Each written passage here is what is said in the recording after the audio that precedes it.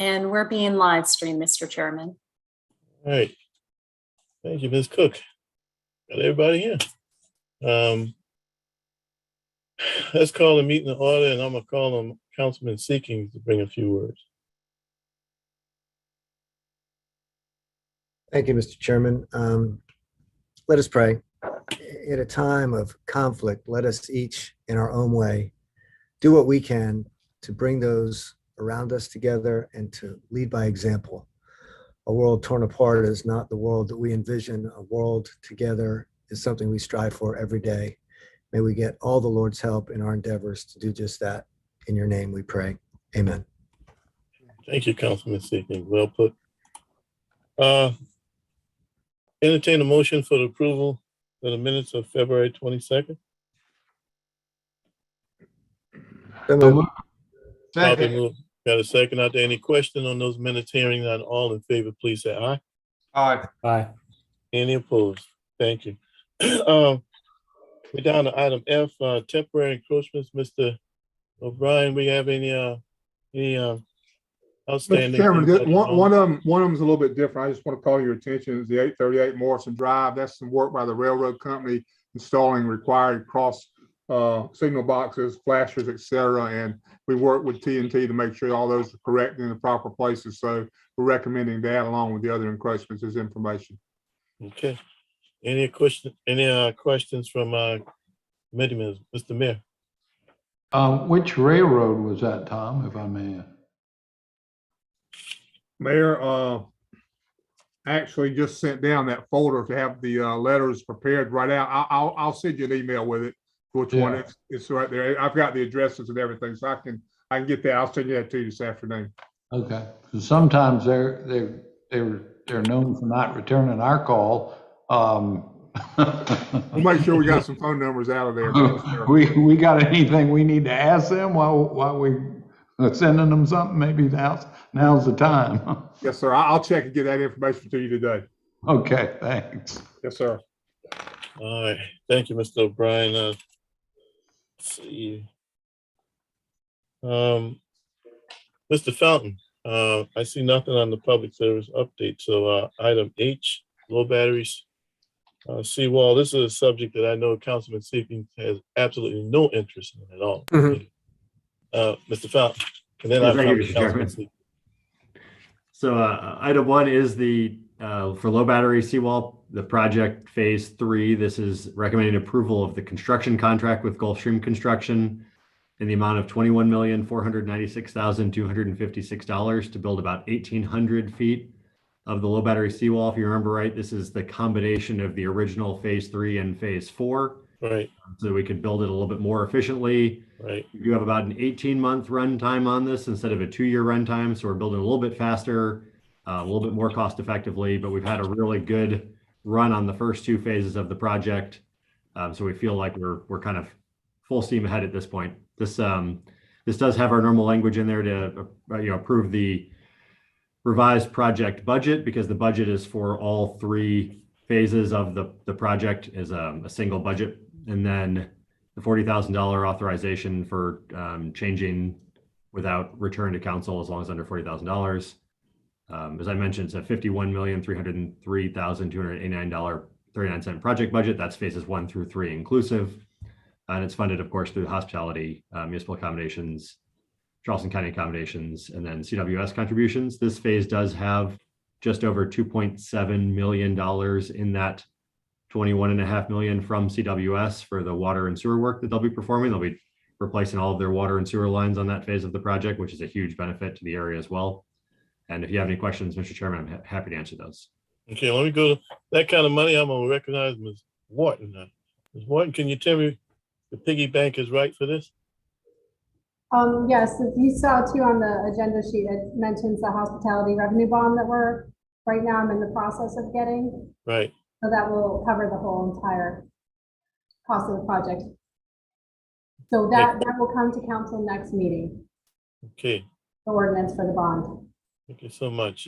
Councilman Seekings. Thank you, Mr. Chairman. This is obviously a subject I could talk about for a long time, but I won't. I just think it's important to note that between the time we've started and today and voting on this phase 3, which is a combination of the phases 3 and 4, which we envisioned from the get-go, I thought you'd be interested to know the first phase was 850 feet. And to the city, it cost us about $11,800 a foot. Phase 2, which went to 1,100 feet after a contribution from the Charleston water system, the cost of the city actually went down to $9,500 a foot. And for phase 3, which is a long run, but also includes not 1, not 2, but 3 of what we call the parklets, or the little park bump outs at the crossroad intersections, the cost to us, net of the contribution from Charleston Water Systems, is just about $10,400. So I say that just because if you think about it, I was talking to Matt about this a little bit earlier, over the course of that time, the world has gone through many things, and there's been a lot of changes, one of which has been the cost of construction, which has gone up anywhere between 30 and 50%, depending on what you're doing. This is pretty complicated, very labor and material intensive construction, including concrete. And the fact that we've stayed within a couple percentage points from the beginning to the end is really nothing short of miraculous. And that's all credit to both our staff internally and the team at Gulfstream and JMT, who've really done an amazing job on this project. So I certainly would hope and encourage each one of my fellow members of this committee to vote in favor of this. I know we're going to have to come back and talk about the bonding part of it, but we have a revenue stream for it. And my understanding is, Amy, please correct me if I'm wrong, we do have money in the bank for this project to go forward before those bonds are in place, so we can get through the end of the year. So we've got some time to make sure we do the bonding right and get this project going. So with that, I'm certainly enthusiastic about it. If you all have not been down, and 2 things, seen this project or met the team that's managing it, I really encourage you to do it. They're fascinating people. They've now been there for 2.5 years. They know everything there is to know about the low battery and the construction, the design, the weathering it's taken over the last 100 years. And it's worth spending an hour or so down there, and they're happy to see you, to just go talk about it and see it live and in person. Once this second phase is opened up, which will give us 2,000 feet looking back towards the Coast Guard station, it's amazing to stand up there and take a look at it. It's fantastic. So with that, Mr. Chairman, thank you for giving me just a few minutes to talk about a project that is very near and dear to my heart and those who live downtown, and really to everyone in the city. Yeah, I'm telling you, my wife and I enjoy it, and we live West Ashley and come down there all the time. Yeah. Mr. Mayor, any input? And then I'll come to Councilman Shea. Well, I share Councilmember Seeking's enthusiasm about moving forward with this contract, and our thanks to staff. They found the incremental foot, I guess, in keeping the costs flat, which is terrific. I did want to point out, Mr. Chairman, and to everyone, just so you'll know, there was a lot of discussion last year about the federal infrastructure funding and us applying for some of this. Most of it's being given to the state of South Carolina. And last summer, we thought that the Senate and the House Finance and Ways and Means committees were going to make individual decisions about projects. So I submitted, if y'all remember, a number of projects, including this one, for direct state support. Of course, as we understand it now, we don't know the final amount, but the Senate said 900 million, I believe, and the House 800 million, or maybe it was 800 and 700, but some big number that they're going to authorize over to the Rural Infrastructure Authority to be able to give grants to cities to do water, sewer, and drainage projects. So everything I've heard, will still be able to apply even though we're proceeding with this project. And of course, we got phase 4 to come down the road anyway. So I just want y'all to know it's my and the city's full intent to continue to pursue some outside funding to help us pay for this, if at all possible. Why not ask? So I agree. Just wanted you to know. Thank you for those comments, Councilman Shea. Mr. John Rivers lives down the street from where all this work has been going on. and he brought me this door stopper. This is a part of the work they've taken out, and is a sliver of some of the pillars they were using. This thing is thick. I just wanted to see what he gave me in the work that they were doing back in the day as to the renovation project that was going on. I just wanted to share that with the rest of the committee. Listen, one of the things about the bonds that we'll talk about later on, interest rates have bumped back down again. Believe it or not, I don't know how long they're going to stay down. So go into the bond market with low interest rates makes this even a better opportunity. Any other comments? Hearing none, certainly ask for a motion, please. So moved. Probably moved and seconded. Probably moved and seconded a couple of times. Any more discussion? Hearing none, all in favor, please say aye. Aye. Any opposed? Thank you. Item 2, Mr. Fountain.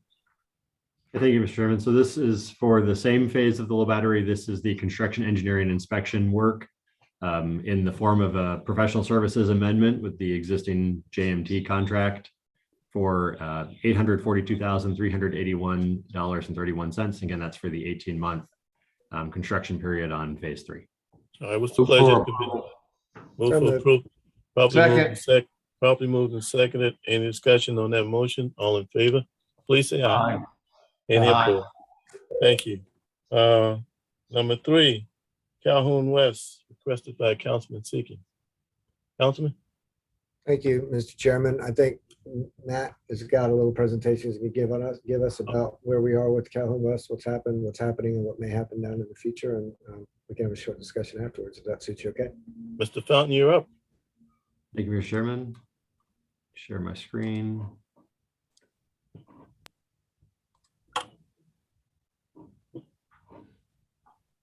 All right, let's see. All right, so you should be seeing the Stormwater Management Department Calhoun West Stormwater Improvement Update on March 2022. Just as a refresher, you can see what's discussed as the Calhoun West Basin in this heavy black outline, dark blue outline around the peninsula. About a significant percentage of the peninsula, as you can see, it's about 815 acres, split into some subbasins, which we'll talk about in a little bit more detail. So work to date, we did do a very thorough preliminary engineering review of basically the flooding in the Calhoun West Basin. The first step of that was compiling information on all the drainage infrastructure that exists in the city.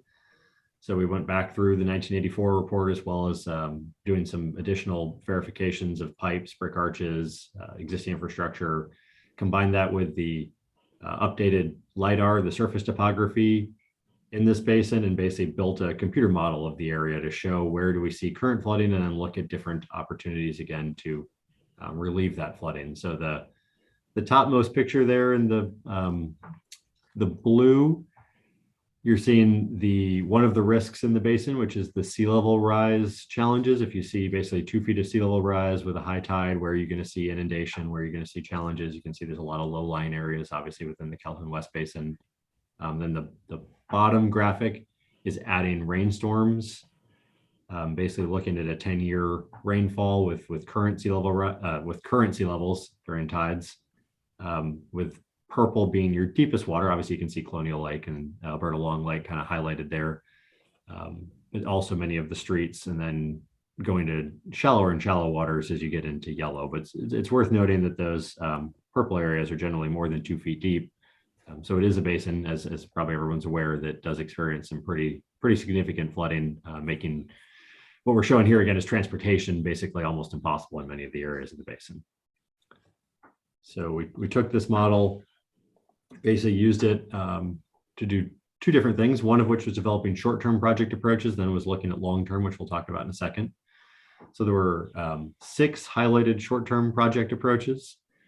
I'll kind of go through these a little bit in order here, but the first one is basically looking at a way to relieve flooding on the VA, what we think of as the VA property. They're sort of at the tail end of a basin that includes some of MUSC, but that's basically the VA with its parking lot, which is sort of the lowest point of the basin. And you've probably seen photos of people rowing literal rowboats and things across that parking lot to ferry doctors back and forth to the hospital during some of the hurricane events.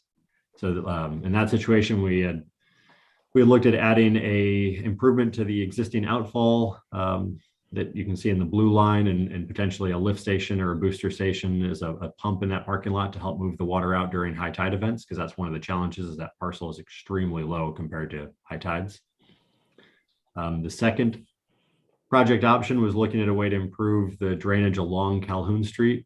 Calhoun has a relatively large box culvert that extends out into the marsh, but it's one, heavily tidally influenced again, and two, somewhat undersized during heavy rainstorms. So really, again, one of the primary challenges is if you get a high tide, it doesn't really matter how much capacity you have, because the water on Calhoun Street isn't much deeper than the water in the harbor. So the water just sort of sits and makes that road impassable. Obviously a very important road because of the access, again, to the medical district and the rest of downtown coming off the bridge there. Moving down to the sort of the third option in the middle on the left, this was looked at adding a improvement again to the outfall and potentially another lift station in Alberta Long Lake as a way to help provide drainage to the neighborhood, basically sitting again just south of the medical district here. The lake itself acts somewhat as a natural reservoir. If you can lower the lake level with a pump or help bring that water out during a rain event, it's an opportunity to basically have a built-in stormwater pond that also functions as a lake, similar to we do in some other areas of the city. The fourth option is specifically looking at the improvements to the broad Lockwood corridor here. So this option in number 4 is specifically talking about the outfall pipe from Colonial Lake. Again, looking at doing improvements in that outfall from Colonial Lake, potentially adding a pump to help be able to move the lake out faster. We've done that occasionally in combination with the Parks Department during predicted major hurricanes, where we'll actually just sort of use the existing gates in the lake to lower the lake level and then try to stage some pumps in the area to help move the water out, which tends to just overland flow by flooding into the lake. But this would be more of an engineered approach to that style. The bottom left is something that you probably have seen similar to the Army Corps 3x3 approach, which is adding pump stations or lift stations into existing stormwater outfalls along the low battery in this location. Again, that's kind of a way to supercharge how much water is flowing from the more northern parts of the peninsula down through these low areas. Normally, it basically causes flooding in the low areas. If you can move the water out of the low areas more effectively, it gives both drainage relief to the higher areas that are pushing their water to that location, but also obviously direct flood relief to the low areas that were previously inundated during those high tide events. Then the final one in the bottom right is looking at doing a knee wall of some sort, basically a short vertical wall along the broad Lockwood corridor. And that's one of our main areas for tidal overland flooding. We've done a great job, and Frank, certainly I'll be familiar with Frank's efforts with check valves in reducing the amount of water that comes through our pipe network and up into the low-lying roads. But this is one of the corridors, broad Lockwood, similar to what we had on Morrison, where the water will actually come up over the land, where you really can't stop that with a check valve. You have to either build a barrier wall or a berm of some sort to try to reduce that. We did build a berm previously on Morrison up to about an 8.5-foot tide, which has been very effective up to that tide level. This is looking at doing something similar here, but more of a structural wall due to the limited amount of geography we have to work with the sidewalk and the roadway. Mr. Fountain. Yes. I'm gonna ask your indulgence and Councilman Seekins. I made a very big error. Okay, we have a guest on our meeting, Mr. Steve Thigpen from the county, and I really should have already recognized him. And I don't want him to have to sit through virtually our whole meeting for him to speak to us potentially on a collaborative project with the county and Daughter Lake. So if we can put a pin in this and come back to it and get Mr. Thigpen in here, I certainly would appreciate that. And that's all of that is my fault. I should have recognized Mr. Thigpen to begin with. And Councilman Seekins, if you would indulge me on this one. And Mr. Fountain, I think we can come back to this after Lake Daughter issue comes up. I should asked for that in the beginning, and I did not. I was so excited about the battery wall I got going. Mr. Chairman, no problem. Always happy to accommodate Steve and his team. I thought though he might want to sit through Calhoun so we get him Calhoun West, so we get him fired up about it too. So we're gonna need some help from the county. So, Steve, just remember Calhoun West. You saw part of the presentation. We'll send you the rest at your leisure, but don't forget about it. And ditto to that, Steve. But thank you all for allowing me to correct a mistake. We have Mr. Thigpen here. We all respect Mr. Thigpen. And we think we have an opportunity to collaborate on an issue that Councilman Shealy asked to be put on the agenda with an expansion project. First, I'm going to recognize Councilman Shealy, and then we go to Mr. Thigpen. Thank you, Mr. Chairman. As some of you know, some of the newer council members may not know, the properties that are around Lake Daughter have seen major flooding 3 times, plus some minor flooding along Lake Daughter. And kind of like what we were talking about with the other lake in the other presentation, we have our parks people try to drain that lake as much as they can when a major storm's coming so that we don't see that again. It doesn't always work because sometimes Church Creek is higher than Lake Daughter, and we can't make that flow out. But yeah, I mean, homes on Mariners Ferry Road and Arrowin Terrace and Forest Lakes Boulevard and some of the other roads are in that area, you know, have a major issue. And we know it's only going to be a matter of time before those homes and properties flood again. But, you know, when the Church Creek Study Basin was done 5 years ago, there was a recommendation that Lake Daughter should flow out underneath Glen Mcconnell and go into Long Branch Creek on the other side of Glen Mcconnell. And if you look at a Google time-lapse map, you look at the Google Maps or Google Earth, you can see that water actually flowed that way at one time, and the property owners will tell you that have lived along there that time. But anyway, we've got an issue where we were going to be able to make this a part of the Glen Mcconnell widening project, and they were going to put pipes underneath. Committee for the city. As soon as I get off, we hear you, Councilman Waring. I'm on the Zoom chair, yourself. so I blanked off my camera to take your call, but I'll call you right back as soon as I get off. But anyway, we were going to be able to put these pipes in under the Glen Mcconnell Parkway as part of the Glen Mcconnell Parkway widening project.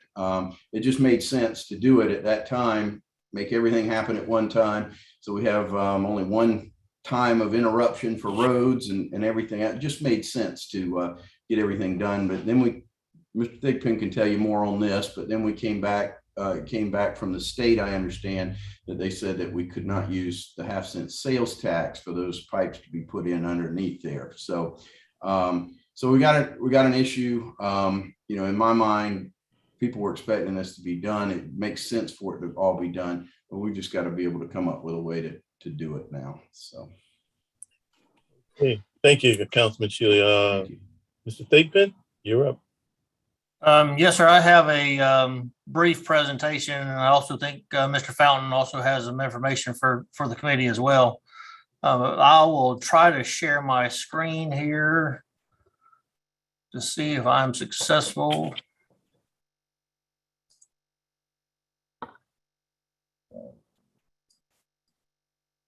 Can the committee see my screen? Not yet. Okay. Let's try this.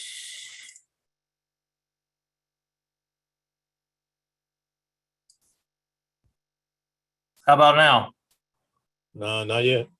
All right. Well, Steve, do you want me to share it for you? I think you sent it to me earlier if you'd like me to. if you don't mind, Matt, I'd appreciate it. I'm technologically challenged at times in my life. You're not by yourself. Wait, just half a second. I got it.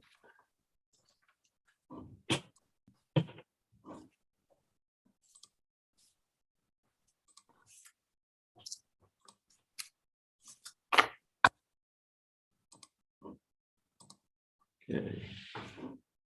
We got it.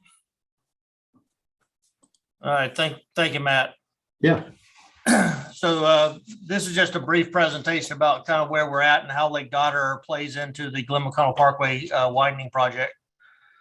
But the purpose of the project was to widen the road, Glen Mcconnell, from 4 lane to 6 lanes. from Bees Ferry to Magwood Road.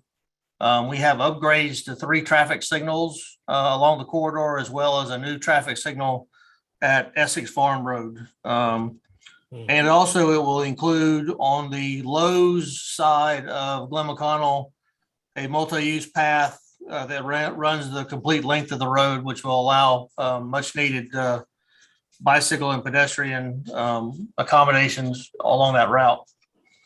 So we will modify and improve the roadway drainage. To note that this drainage will not go into Lake Dotter. It bypasses Lake Dotter and goes into Long Branch. We will also construct 7 bus stops and shelters. Okay, Matt. So funding, so the transportation sales tax, the award for the bid was $15,415,000, some change. We included a bid alternative for Lake Dotter, just so we could get a kind of a scale of how much, what we were talking about from a funding standpoint. And that bid came in just over $2.5 million, almost 2.6, for a total bid amount of right at $18 million. And so where are we at? So the county issued a notice to proceed effective March 1st.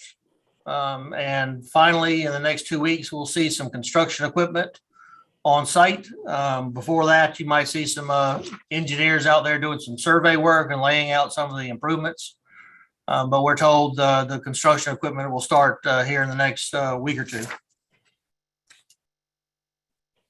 So phase 1 of the project, westbound side, from Bees Ferry to Magwood, we'll start improving, kind of setting the stage, doing the earthwork needed, some of the clearing needed for the project, as well as preparation for the new travel lane, kind of moving forward on the westbound side.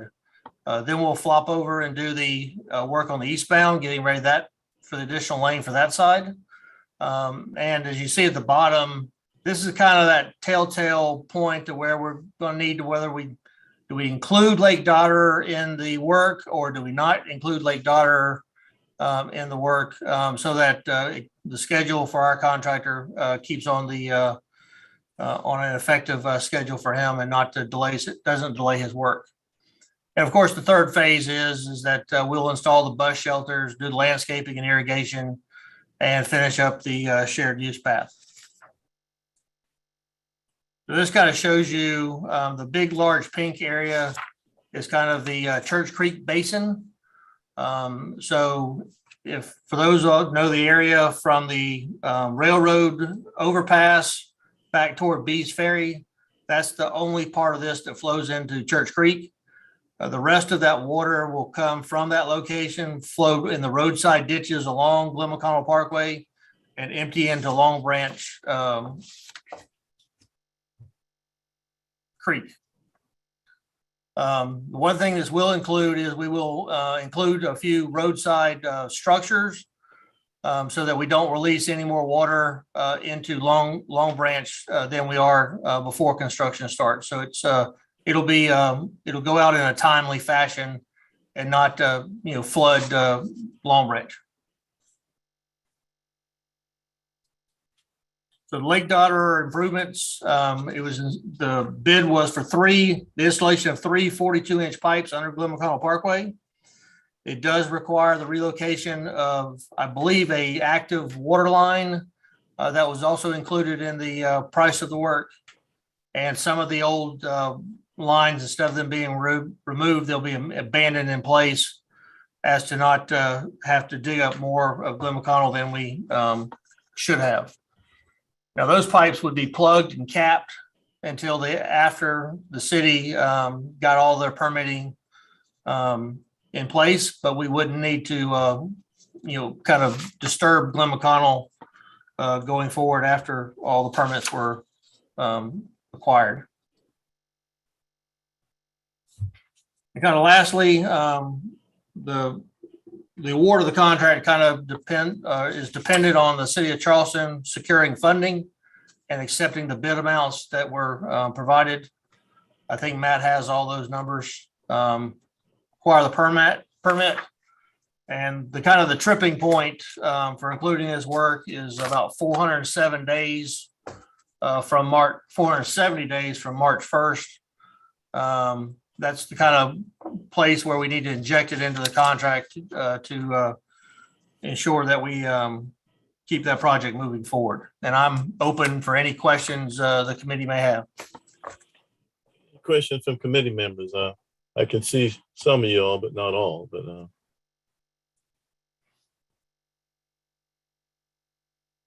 I don't see any hands. Mr. Fountain, you have any input?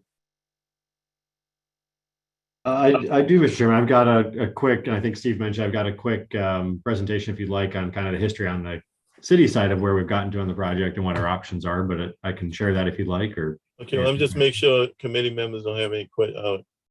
Councilman Bowden, do you have, Councilman Bowden, you recognize? Yeah, just curious, the 2.5 million number, I assume we would expect that to be higher now. Is there any sense of what that might be now? Mr. Thigpen? So that price is guaranteed by our contractor for the period of the contract up until that 470-day mark, or unless there's a change in the scope of what we've shown the contractor for him to bid on. Any additional questions, Councilman Bowden? No, thank you. All right, Mr. Mayor, any input? Mr. Mayor, I see your hand. Go ahead. So in other words, that's a good price right now.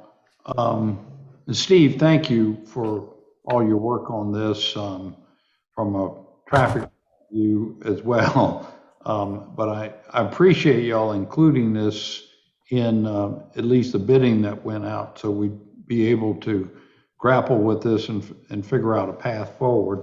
I'm going to say it wasn't a secret that it was our hope, and I believed, frankly, from at least a couple of county council members, one no longer on the council. So, but the hope and expectation was that the half cent was going to be able to help pay for this, and it's I'm saddened that it's not, to be honest with you. Of course, council would have had to follow up and make that decision. I guess, Steve, I do have to ask, has there any, I mean, a lot of people who would benefit from this drainage portion of the project long-term or Charleston County residents and taxpayers as well as city residents. Of course, everybody in the city out there is in the county, but there's many unincorporated citizens that live in that basin. So has there been any consideration by the county to help with funding from another source other than the half cent, since that's not eligible? Mr. Mayor, I have not been part of those conversations as of yet. Yes, sir. All right, thank you. And maybe this is a Matt Fountain question, but I was just curious, at this point where we are, is 470 days enough time for us to get the necessary permits?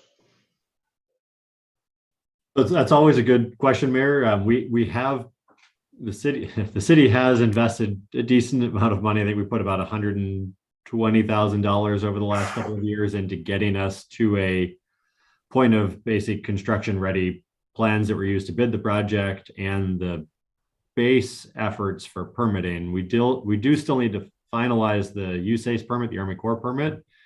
The main concern, of course, of the Corps is what Steve alluded to in his presentation, that the pipes have to be installed plugged until such time as the city can make improvements under Savannah Highway and under the Greenway. And then there's one other location to basically not worsen flooding in Long Branch Creek from adding that water to Long Branch Creek. And the Army Corps obviously that's their main concern, is how do we guarantee that those improvements are made before these pipes are used. So I think we could work through that. Our consultant's been spending quite a bit of time with the Army Corps talking about that, but it is probably at least 6 to 9 months of permitting effort still to go. So I think we could make it work, but it wouldn't leave us a lot of wiggle room. Thank you. Any other questions? Councilman Seekey. Councilman Seeking. Just very, very briefly, Mr. Chairman, Steve, before we lose you, I just want to say thanks to you and your team for sort of visioning this project out and including transit as part of an essential part of what you're doing. It's not an insignificant amount of money that's being invested in making sure that we can safely transit through public transportation along there. So I hope all the projects at the county and come to the city in the future will have the same considerations, because this corridor for sure, no matter how wide you make it, is going to be heavily burdened with traffic, and any transit we can put on there to relieve that would be helpful, and making it safe and attractive is a huge part of it. So thank you. I gotta tell you, Mr. Thigpen, that pedestrian path is also, I've seen people, I live West Ashley, I've seen people walk Glen Mcconnell, and they walk in the grassy median going where they're going, which is, every time I see that, it's gotta be a better way. So thank you so much again for what you're doing. So it's time to get, I guess, our calculators out, Mr. Fountain, Mr. Mayor, and council members, and shake the piggy bank upside down, because it's certainly cost effective to move forward while the county is teaming, in effect, getting these bids. Pricing is it'll never be cheaper than this process, than where we are right now in this process to get those pipes on the road. Even if we have to plug them, Mr. Fountain, until we get downstream approval. Certainly makes sense to get the pipes on the road. But, Councilman Shade, no comments? Okay, you okay? I think Mr. Fountain was going to make a little additional. Okay, Matt, you're up. You're up, Matt. Thank you. Thank you, Mr. Lee. Yeah, thank you, Mr. Chairman. I can just give a very brief, hopefully, update on the background on this one. Is a complicated. I mean, our normal projects are complicated. This one is also extremely complicated. So just very briefly, as Mr. Thigpen mentioned, this started with the 2017 Church Creek study. Weston Sampson, option number 7, was looking at installing a single pipe under the Glen Mcconnell Parkway. So in 2019, we did do additional follow-up modeling. That's what I was talking about with the additional spending to see would there be potential improvements. The modeling showed that we could see some significant improvements to Lake Dodderer, though likely no benefits to Church Creek, unlike some of the original work where they basically, when they looked at the impacts downstream on Long Branch Creek, there's enough flooding and challenge on Long Branch currently that they can't change the Church Creek flood scenario significantly. And we can get into that in far more detail if anybody wants to, but basically we do show potential for improvements like Dodderer. We need to add a significant additional height to the existing dam that sits on Lake Dodderer between Church Creek and Lake Dodderer to prevent tidal water from coming into Lake Dodderer. We need to do these pipes under Glen Mcconnell. We need to go downstream and add probably a box culvert under Highway 17, and then add either a bridge or a different series of box culverts under the Greenway. And then there's 2 other relatively more straightforward improvements that would need to be made. But it does show an improvement on the flooding on Lake Dodderer, and there is some potential to see an improvement on the flooding of Long Branch Creek as well, which is a pretty significant flood situation that the county and we have worked on collaboratively. So we did look at, as Mr. Thigpen mentioned, doing this in collaboration with the Glen Mcconnell project, as it was a good opportunity to do 2 projects at the same time, minimize construction disruption.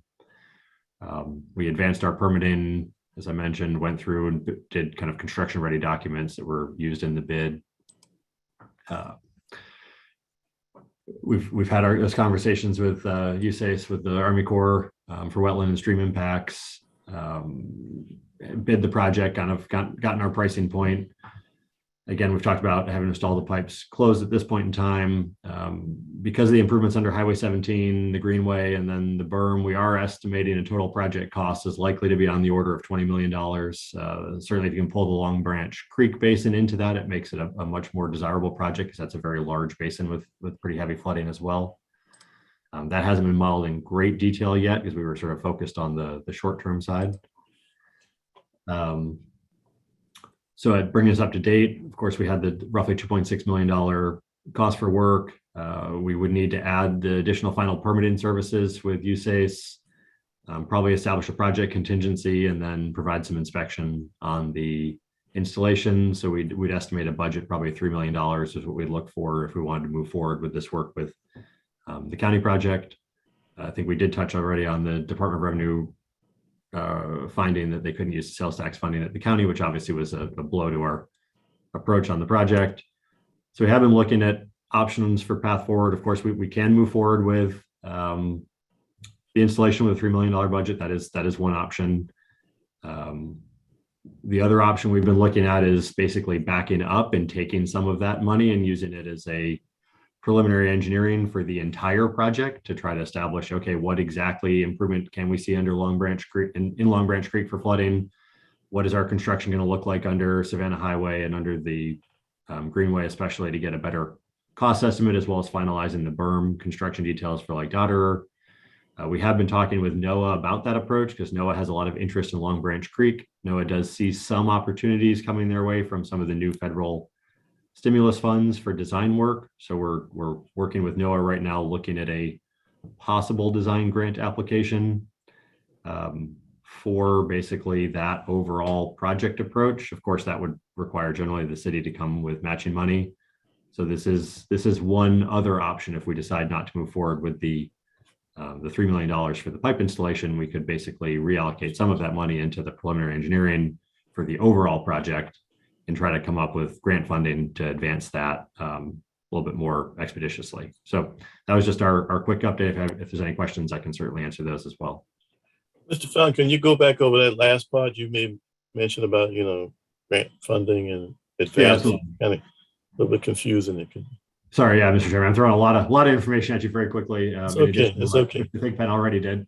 So, yeah, obviously there is a little bit of a challenge with the entire $3 million coming on the city for the drainage pipe installation, that we would also have to spend additional money to do the downstream improvements that would be necessary for the remainder of the project. One of our recommendations is to look at basically, instead of just having done the engineering and construction of the work under Glen Mcconnell, since we know we're going to need to do work under 17 in the Greenway that we haven't yet designed or permitted, to basically say, let's do the engineering design, the preliminary engineering, get a tighter cost estimate, get the benefits to Long Branch Creek, and then basically have a package to be able to fund or build the entire project. Advantages of going that route is we've been talking with NOAA, and again, nothing is ever guaranteed in the grant world, but NOAA has a very strong interest in the ecological side of Long Branch Creek. They want to see an improved saltwater flushing in that area. It's something they've been looking at for years. They are getting another grant funding source from some of the infrastructure and resiliency money that's been coming through from the federal level. They think this is a good project, and they've asked us if we'd partner with them in an application for basically that design work in Long Branch Creek. It's certainly an area, Long Branch Creek, as many of the homes are in the county. It's also borders, of course, the USDA or agricultural facility out there. So it's a pretty good area for stakeholder work and partnership to see if we can get some collaborative funding that might help us kind of bridge that gap for the potentially $20 million to build the overall project. And it's something we want to at least bring up for the consideration by the committee. Any questions, committee member? Mr. Mayor. And this might be back to Steve, but I appreciate either Steve or Matt's opinion on this.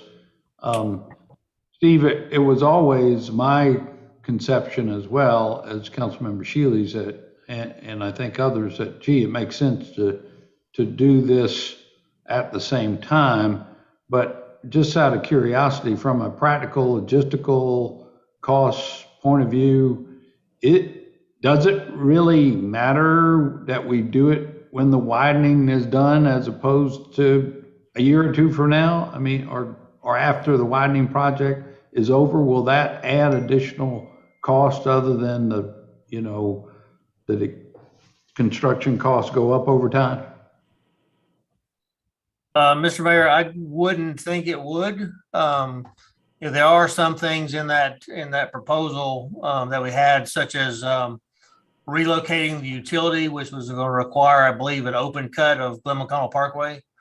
So if you came back in 2 to 3 years, you may have to open cut the roadway, which would always has people scratching their heads on why you come back and cut a brand new asphalt for the next project that you knew about before we did this one. So other than that is the only drawback I see of waiting until Matthews permitted the whole project. And if I could ask one more question. Sure, Mr. Mayor, go ahead. Matt, is there anything preventing us from kind of doing both tracks for the time being, for the next little while, is to pursue the permit we need with the Corps to go ahead and put the pipes in place while we at the same time figure out what the potential possibility is for the NOAA involvement and grant funding for the bigger project? Can we kind of do it that way and to basically decide sometime before 460 days from now? So we could, Mayor. A little bit of that would depend on which strategy we took. I mean, that the USACE would feel the Corps would feel the most comfort if we had a design for the overall project. It would be a much easier thing for them to permit, but that would take much longer probably than the time slot. We could alternatively spend the money, probably $50,000 to $100,000 to finish up the Army Corps permit for the pipe installation, and also start looking at the RFQ for a design consultant to come back and do the remainder of the kind of the design and permitting work for the rest of the project. Starts to be a little more complicated the more pieces you're juggling simultaneously. Is the only reason I'm mentioning that. Right.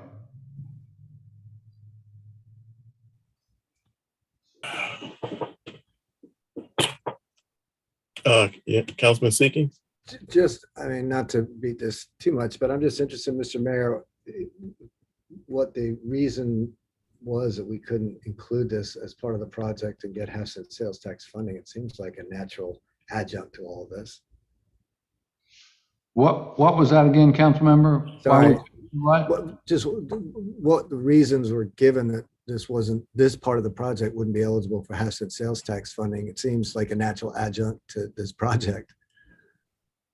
Yeah, that question arose when that Greenville case, yeah, I'm sure you're familiar with. You probably might know more about it than I, but it questioned the ability of local government to use the half-cent sales tax. I think if it wasn't specified or if it wasn't Right. originally part of the project. Does that sound right, Steve? But we made a specific request, city, county jointly, to the South Carolina Department of Revenue to make it clear up front whether it was eligible or not. And legal counsel could tell you better than me why not, but they said no. Gotcha. Thanks. Councilman, I'm gonna go to Councilman Appel and then Councilman Shea. Yeah, I just felt like I could chime in on this. I mean, that the county's half-cent sales tax dollars are taxes, and the county has broad authority on what to spend those monies on, as long as it's somewhat related to road projects. There was litigation over whether the county could legally apply half-cent sales tax dollars to 526, which was not on the list of 16 or so items on the agenda. I was actually part of a group that brought a lawsuit over that issue. That lawsuit was not successful as far as I can recall, due to the fact that there's extremely broad authority for counties when it comes to taxes. If we're talking about fees, it's a whole different story. And that's what that Greenville County case was about from last summer. So I don't see any reason other than politics as for why half-cent sales tax money cannot be used for this project or any other road project in the county. So I just figured I'd comment on that, but otherwise, whatever works best for everybody. This is way outside of my district, so y'all decide what's best. Yeah, we all in this together, Councilman Phil. Yeah. We are. Councilman Shea, Councilman Shea. Thank you, Mr. Chairman. And I've got a couple of questions, and I'll start with Councilmember Shealy. Early on in your introduction to all this, you mentioned the houses I got were flooded. So which ones are we talking about? What area? And how frequently is that? Is it from rainstorms or? Well, they were from the three major, the major flooding were from the three major flooding that flooded Church Creek and all of that,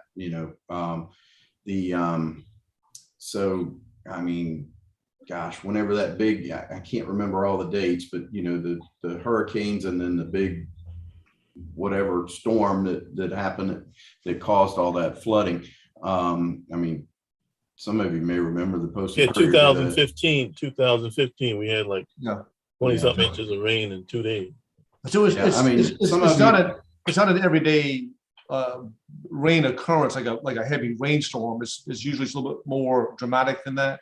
That's happening. Well, yeah. Anytime we're going to have a major rainstorm now, if we know 5 or 6 days out, then Jason Kronsberg is City Park Lake. Jason gets some guys and we can open up the dam and we can start to let that water flow out. But even with that, we've had some minor flooding. When I say minor flooding, it didn't go up in the houses, came up in the yards, may have killed some azaleas or some other bushes, that type of stuff. But yeah, we're talking about, those 3 major storms that did that. But we do go to quite an effort to drain Lake Daughter now into Church Creek when a storm's coming about. So, and is this the area that's around the Forest Lakes area, those houses that you're talking about? Yeah, Forest Lakes Boulevard is part of it, and then you have Mariners Ferry. Mariners Ferry Road is on the other side. Arrowwind, Arrowwind's a little road right there by the Arrowwind floods. And maybe even part of Emerald Forest floods over that way too. The backside of Waya might flood a little bit as well. Waya Drive may flood a little bit also because it's right there on the lake. So, and I'm sorry, I'm asking you all these questions, Council. I'm just trying to get a feel for it. But so, is it just the streets are getting flooded, or is it coming into the? Oh no, it's the homes. You may go back.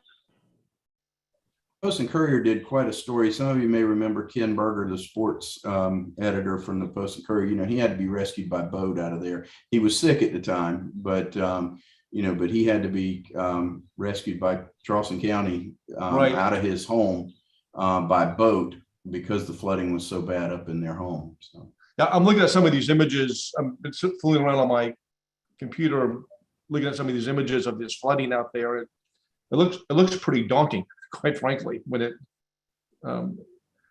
it looks like a separate lake on the street with that water coming up on it. Oh yeah, you certainly can't drive when it floods. It's bad. So Matt, what is the history of this lake? Was this built as a runoff retention, quote unquote, pond? Is that the history of this thing? Lake Daughter? Yeah. Probably a borrow area, most likely, is what it looks like. I think it was part of a phosphate mine actually at one time. Yeah. Another example of man-made problems that we've inherited over time. That's what it sounds like. Okay, I was just trying to get more of a feel for some of that information. Thank you, Mr. Chairman. Thanks for Councilman Shealy and filling us in on that. Yes, sir.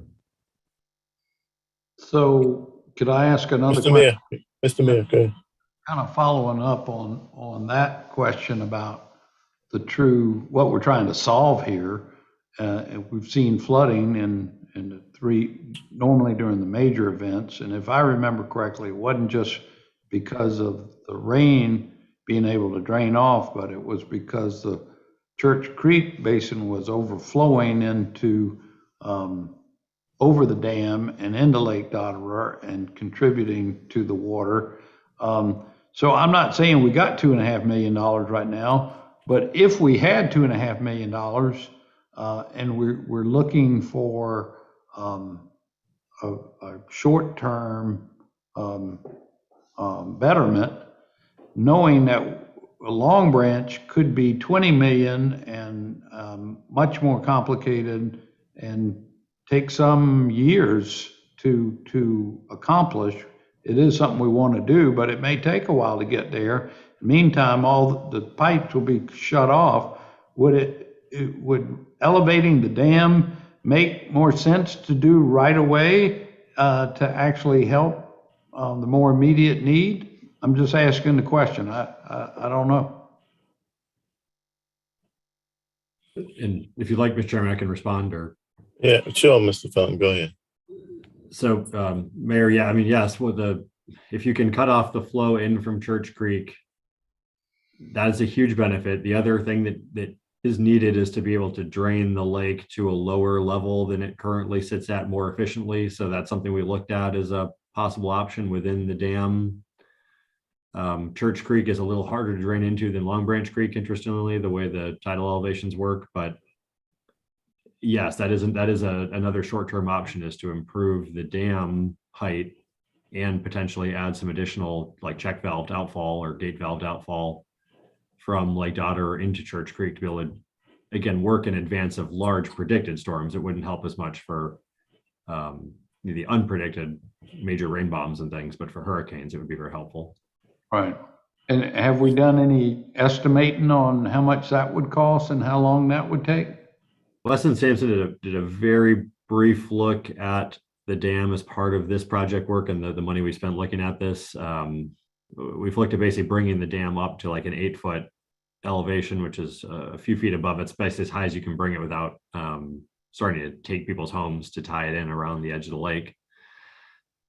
We have not yet done a good cost estimate for it, but it's not a short causeway. You're probably looking on the order of a couple to a few $1 million to do a good job of something like that. It's not insignificant, but we have not gotten a detailed cost estimate yet. You know, one thing that I think we all have to keep in mind, before this road was built, water flowed that way naturally, and eventually went, out to the Stono that way. So, we wouldn't have, when water flows into Lake Dotter, but for Glen, Mcconnell, some of that water would have flowed that way anyway. All we're talking about is restoring what was. One thing I've learned from being on council, the time that I've been here, drainage projects increase. We saw that with the September Clark Spring Fishburne project. Councilman Gregory would decapitate me if he heard me say Crosstown. And I haven't seen a drainage project go down since I've been on council the last decade. So I think anytime we can collaborate to take water potentially, even some, out of one system that we know floods. And when we look at the major things that have been done in Church Creek, the biggest thing we've done is we bought out people whose homes flooded, which was great. But as far as major action steps to remove water, we really hadn't allocated that much money to do that. And the reality is, Mr. Mayor, I know you're working on this, but we need to speed this up a little bit. We've got 40% of this money in delinquent fees that we just don't collect on our stormwater fees. We have customers out there that knowingly don't pay the fee. And I know we're working on trying to change that system. The city of North Charleston, I think Mount Pleasant has those stormwater fees added to their tax bill. But those delinquencies potentially keeps projects like these from being funded. So the numbers that we've been given from the people that collect our fees is in 7 figures. And the thing about it, that's ongoing revenue going forward.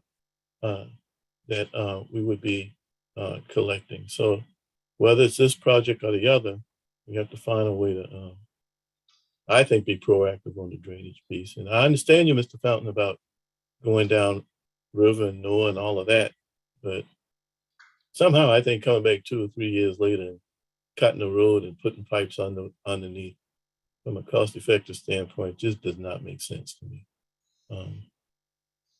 Any other input from committee members? Mr. Thinkpin, I tell you, you've been a scholar and a gentleman on this one. I feel so bad that I didn't recognize you from the beginning. But I think it was that Clemson Paul back there that just threw me off. Well, just so you can see it a little better, Mr. Chairman. I see it all now, believe me. I see it all. There you go. And so we're on the same page here. That's right. Yeah, I got a little Touché. All right. But again, thank you so much for taking your time after a long day and the patience that you exhibited and the knowledge that you shared. So thank you so much. Thank you, Steve. I guess I'll put on a plug for Councilman Seekings on that wall. Maybe we'll be back to you on that as well. But thanks again, man. Take care. Yeah, thank you, Mr. Thigpen. All right. All right, Councilman Seekings. Mr. Chairman, I just sent you a message. I hate to ask the committee to indulge me like this, but I would like to respectfully request that we carry over the rest of the conversation on Calhoun West. I have a hard stop this evening, so I've got a medical procedure in the morning that I got to go do some prep for. So if you all would indulge me and we could carry over till the next meeting, the Calhoun West discussion, I would greatly appreciate it. I think by acclamation, we could do that one. Sure. Take care. All Yeah, right, no, it's nothing horrible. I just got to get myself in a position to get it done. So thank you. All right, good deal. Prep work's the worst part usually. All the best. All the best. So we're going to put a pinhole there and carry Calhoun West forward, Mr. Fountain, to the next agenda. The next one we have down here is this update on Cooper Jackson, Mr. Fountain. How long is that? Mr. Chairman, I just want to double check. Did we vote on item number 2? Did that require a vote? I thought we did. Ms. There Fick? was, yes, sir. Okay. There was I thought we did. Okay. We did that. Okay. I just want to make sure that we were. Oh man, thanks for keeping up. We covered so many other grounds. I wasn't sure what we had taken care of. Yeah. Thank you. I'm going to ask that Orleans Woods be carried forward too, as well, if that's okay, just to kind of move the agenda along. I-1 ordinance to accept exclusive stormwater drainage easements dealing with Ashley Harbor. Councilman Shealy, I think that's, oh no, that's Ms. Copeland. Thank you, Ms. Copeland. Wow, and just like that, I'm at the front of the agenda. I That's didn't right. think I'd get here this early. So thank you, Councilman Waring, and good evening, everyone. So this ordinance culminated from a discussion a few months earlier, where some members of the Ashley Harbor neighborhood approached their representatives about some maintenance and clean out work in one of their drainage outfalls in the neighborhood. The neighborhood is gated. These are private streets and private pipes under the ground. But the neighbor's argument is we pay the stormwater fee. We should be entitled to at least the maintenance work within that neighborhood. So the directive was given to us to meet with the HOA and see what kind of arrangement we could make. We do believe that the best way forward through this process would be for the neighborhood to grant us a non-exclusive drainage easement agreement. We have been working with the HOA president and another member named Brandon Winchester, who's been very helpful. They provided all of the plats to us, and they have marked where these drainage easements actually will show. And I have a copy of those exhibits if you would like to see them. One second here for me. Well, maybe I don't.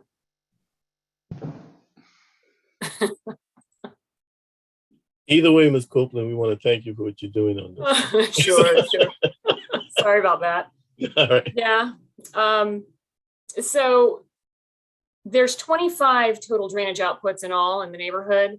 And that was shared with you all in the packet in Exhibit B, which is attached to the drainage easement itself, that is something that we are working through with the language with the neighborhood. But right now, I just wanted to present to you the idea that we would be doing this through, here we go, through a non-exclusive drainage easement. So the exhibits attached is 25 in total. So these are the surveys that are currently filed with the Register of Deeds.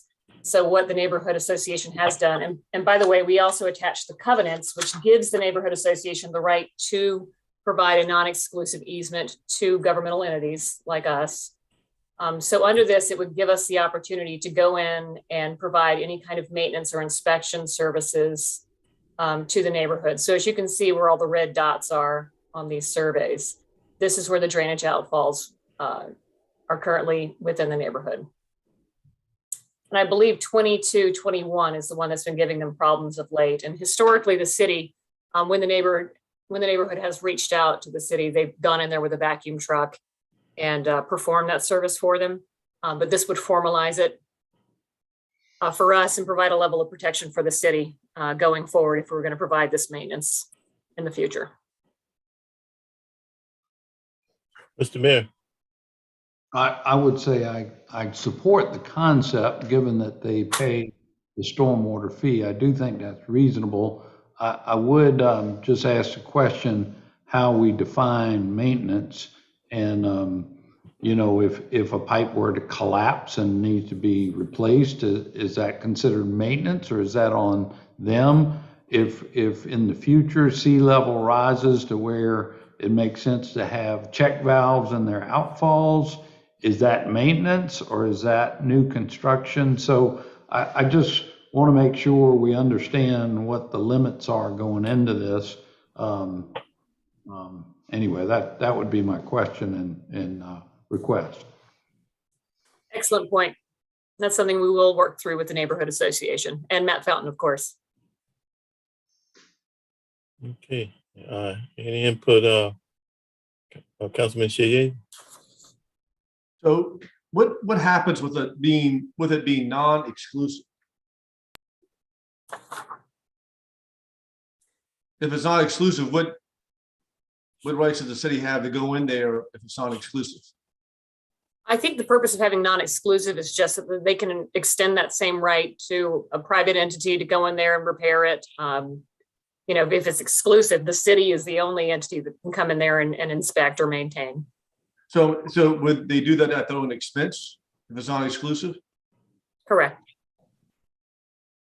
And With a third party. And they want that flexibility to do that, right? I would assume so, yes. That's Councilman Basheely's area. Yeah, he's the reason we're on this thing right now. I know that. That's right. Listen, we had to put you on this committee, Councilman Basheely. You keep on appearing. Make you an honorary member. No. All right, Mr. Fountain. And just real quickly, Mr. Chairman, and Ms. Copeland, please let me know if I'm sideways, but I believe these are also overlaying existing general utility easements. So it's hard to retroactively go exclusive and when they probably already have existing agreements with those utilities for the existing easements. Absolutely. Thank you, Matt. Any other input from committee members? So I guess next steps, that's information. So what's next, Ms. Copeland? We'll move this forward to council. It's basically to give the mayor the right to or the authority to execute it once legal works out the details with the HOA. Okay, so do we need a motion for action on this from this committee? Yes, sir. Okay, Mr. Mayor moves. We have a second. Second. Properly moved to second. Any more discussion? All in favor, please say aye. Aye.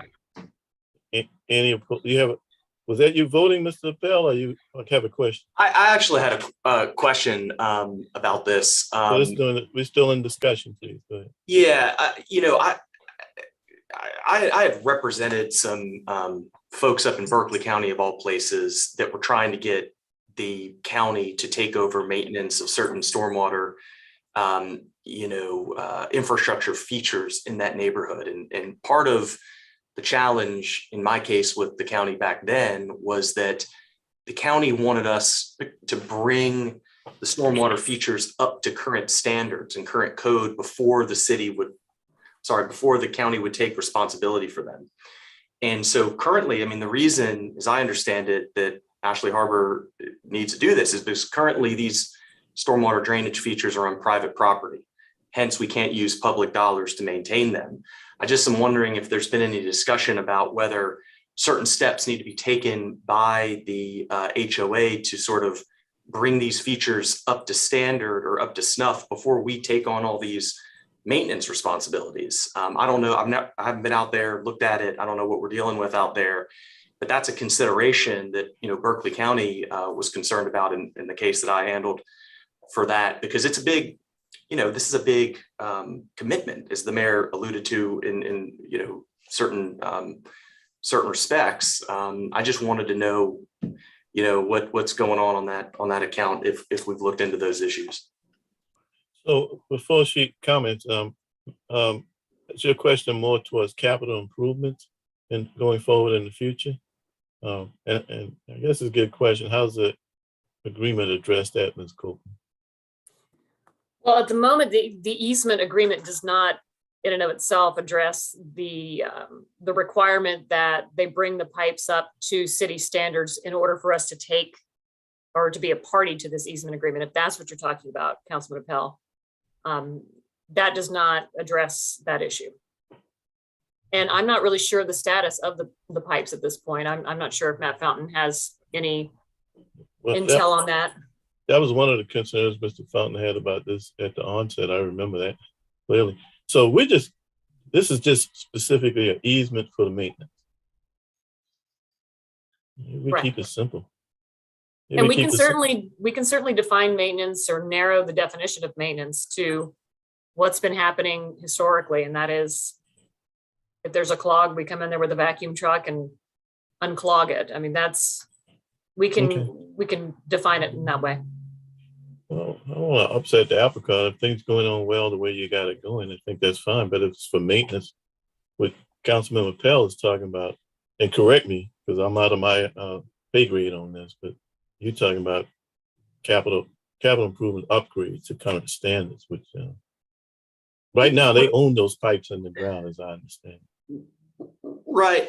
I think certainly it could have a capital improvement dimension to it. I think it's more along the lines of, the city right now is being asked to take on a responsibility that it has no responsibility to do right now legally. In fact, it's illegal for the city to provide the services that the neighborhood is requesting.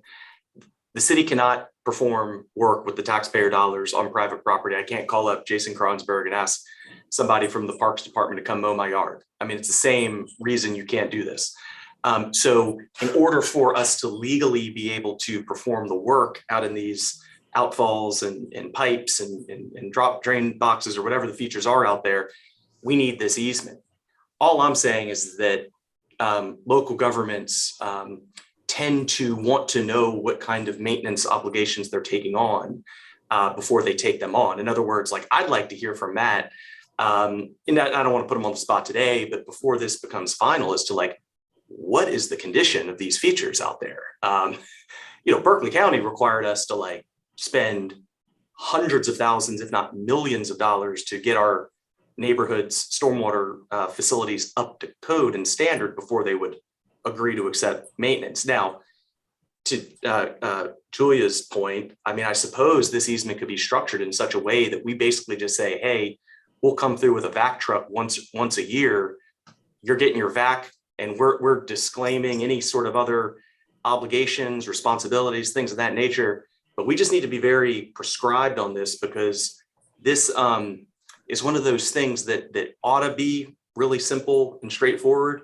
But as Matt has educated me over the 2.5 years or so I've been doing this over in my district, where we're trying to do a lot of retrofitting of existing stormwater features on private property, this stuff gets complicated in a hurry.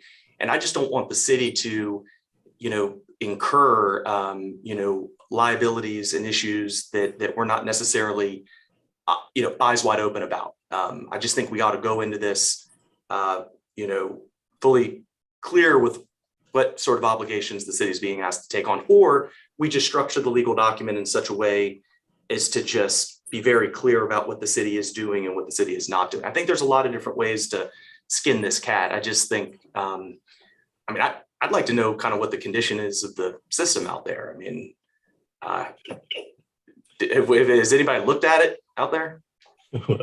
Well, I tell you what, I think we need to keep it narrow to what they asked for. They really wanted us to come out there with a back truck and suck it out. Keep it simple, I think. Mr. Mayor, I saw your hand. I see Mr. O'Brien's got his hand raised first. I can't see. Oh, Mr. O'Brien, I'm sorry.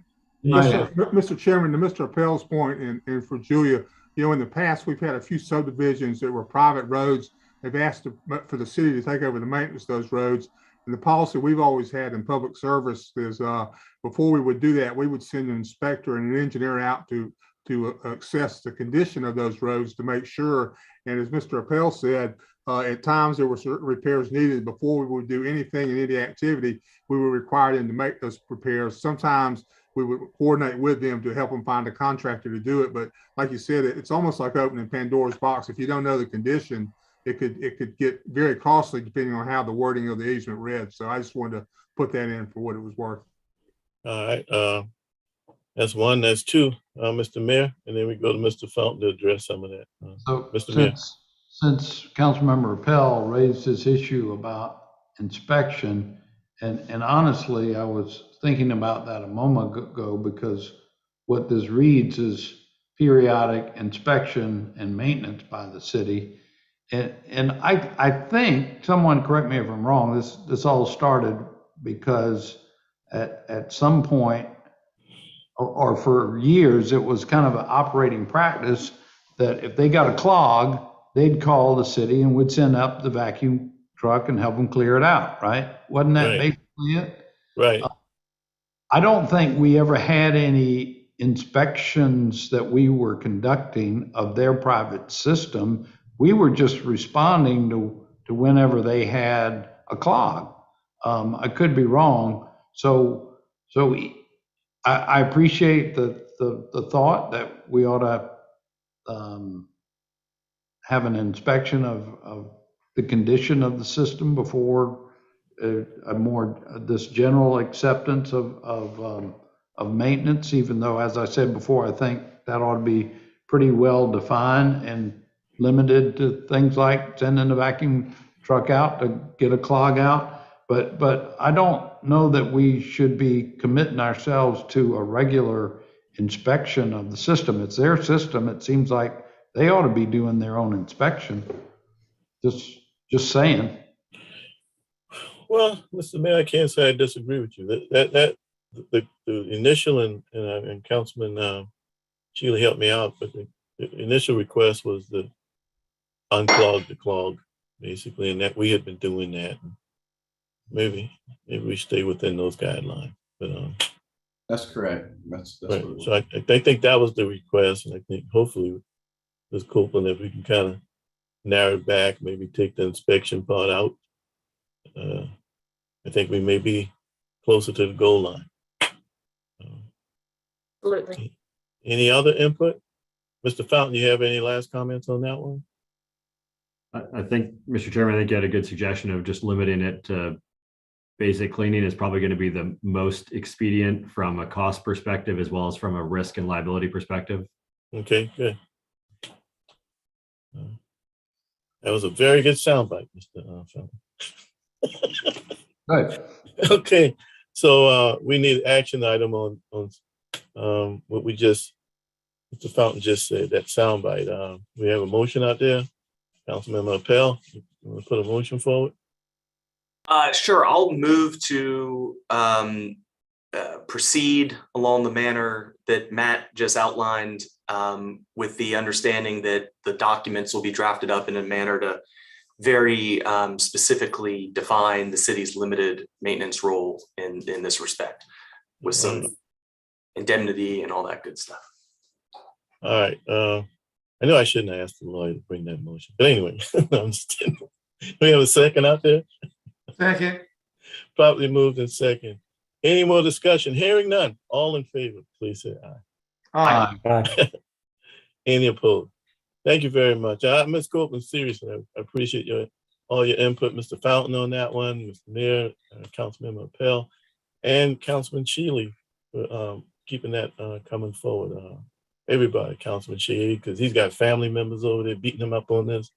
And of course, Mr. O'Brien. Mr. Bowden, I see you stroking your beard, but I'm sure next month, next 2 weeks from now, there'll be something in your district on this one, similar to that. Believe me, this kind of stuff has a way of going around all 12 districts. But beyond that, we have an executive session for legal advice. We don't. Okay, I just saw that on the agenda.